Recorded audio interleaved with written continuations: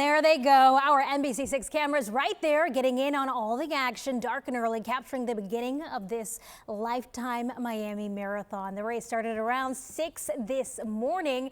And now let's take a live look at what it looks like right now. Bayfront Park here, runners working across the finish line.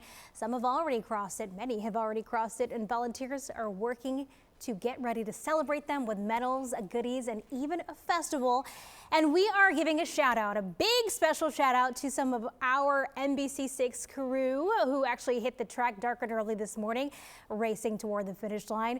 Here are some familiar faces you might recognize. It's a picture right here of NBC6 anchor Constance Jones attending the marathon along with First Alert meteorologist Chelsea Ambries and investigative reporter Sasha Jones. Also right here, our morning producer Marcella. She's also up and running.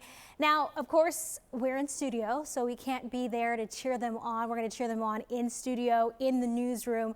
But I want to get down to the ground because there is someone who is a lot closer to all the action.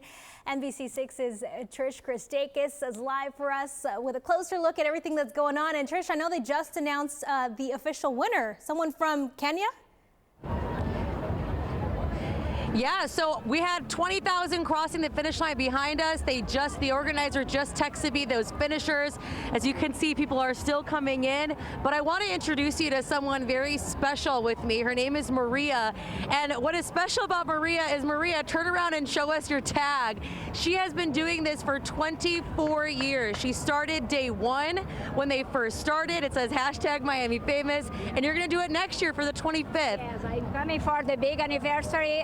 This race starts with 2,000 to 3,000 people, and Frank and the organization transformed this race in an international race. And it's a personal family affair. My whole family, my kids, my husband ran, volunteer here, and it's a pleasure to be able to come back and inspire people. I'm 61, I started in my 30s, and now I fly from Boston, from the cold to the heat, and this is beautiful. Just come. You started in your late 30s, you told me, and you said it would take someone maybe about a year who hasn't run to get it and be marathon ready. You told me something off camera that was really sweet. What is your goal and your hope for people at home that maybe be watching or maybe witnessing one of their family members to be inspired by what you guys have done? I think it's just if you put your mind, you can do it. Never allow someone say you can't, because you can. If you don't try, you don't know. You have to try first. And I want to be inspiration for my grandchildren and all for my friends. I teach exercise. I have 80-year-old people in my class, and I'm inspiring them. If I touch one person, that I made my day. 24 years, you are essentially marathon royalty here. What keeps you coming back every year? The scenery is beautiful, the race is beautiful. I see all my friends, my fellow streakers. I see all my friends from Florida that now that I don't live here anymore.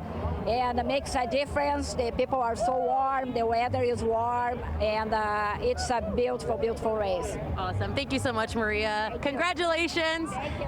And stick with us, because coming up later on NBC6, we talked to so many amazing people who finished the race today, including some of those in the Special Olympics as well, and you don't want to miss that. We'll also have the final numbers as well. Go Brazil. Back to you guys. All right, Trish, thank you. Well, take a look at this. The medal for the Miami Marathon has finally been revealed. It was actually created by a local artist named Courtney Einhorn, and it features a pretty vibrant design, taking inspiration from the very essence of the city that runners will traverse. Now, if you're not participating in the race, there are definitely some traffic closures you're going to want to know about. NBC6 traffic anchor Joanna Torres breaks it all down. Expect major impacts throughout downtown Miami and Brickell, of course. In particular, on Biscayne Boulevard, northbound and southbound lanes will be impacted. There will be closures and detours between Southeast 3rd Street to Northeast 1st Street, as well as Southeast 6th Street to Northeast 11th Terrace. And there will also be impacts On Miami Beach, there'll be closures in that area impacting MacArthur Causeway, the Venetian Causeway. So if you're trying to get to and from Miami Beach, your alternate route is going to be to take the Julia Tuttle Causeway, I-195, to get to and from, again, Miami Beach because of the closures on MacArthur Causeway and Venetian Causeway during the race. And then the race is also going to go all the way to Coconut Grove as well, impacting the intersections of McFarling Road, Main Highway, and Grand Avenue. So overall, just expect major impacts all throughout Miami, downtown Miami, Brickell, Coconut Grove, and Miami Beach for the Miami Marathon. So plan ahead, give yourself additional time, and don't forget, public transit is also an option to get to and from there as well. Drive safe. In the studio, Joanna Torres, NBC6 News. All right, Joe, thank you. Your time now, 9:14. We'll be right back after this break.